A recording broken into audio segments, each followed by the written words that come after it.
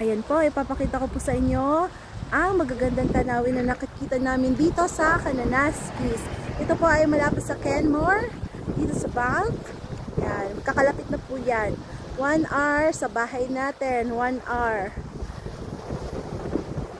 Yan po ang magagandang tanawin na makikita nyo po dito sa Kananaskis. So kayo po ay nandito sa Alberta, puntahan nyo rin po dito sa Kananaskis.